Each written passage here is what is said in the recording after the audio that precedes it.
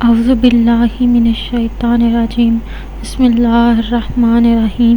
شروع خدا کا نام لے کر جو بڑا ہی مہربان نہایت رحم کرنے والا ہے۔ السلام علیکم ورحمۃ اللہ وبرکاتہ۔ تمام سامعین کو ہمارے چینل کی طرف سے خوش آمدید۔ مجھے امید ہے کہ آپ سب لوگ خیریت سے ہوں گے۔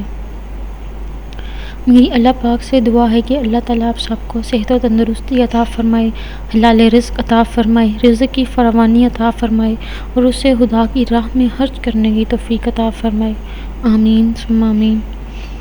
دوستو، آج میں آپ کو سورہ ملک کے فضائل و فوائد سے آگاہ کروں گی، لیکن یہ بتانے سے پہلے میری آپ لوگوں سے ایک چھوٹی سی درخواست ہوگی کہ آپ میری اس ویڈیو کو لائک کریں اور اپنے دوستوں کے ساتھ شیئر کریں۔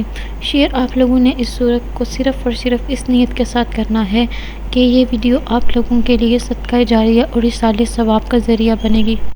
ہو سکتا ہے کہ آپ کی وجہ سے کسی انسان کی بہت بڑی بیماری حل ہو جائے یا وہ کسی پریشانی یا بڑی تکلیف سے نکل آئے۔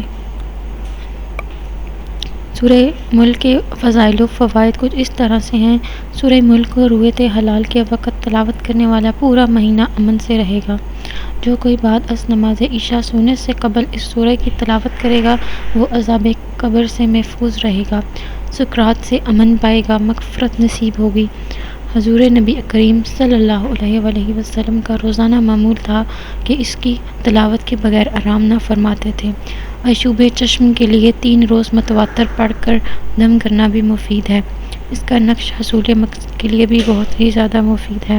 آپ کوشش کریں کہ سورہ ملک کو روز دن میں پڑھنے کی ایک بار عادت بنا لیں اور اس کو رات میں سونے سے پہلے آپ کو برے خواب نہیں آئیں گے اور انشاءاللہ تعالیٰ آپ کو پرسکون نیند نصیب ہوگی۔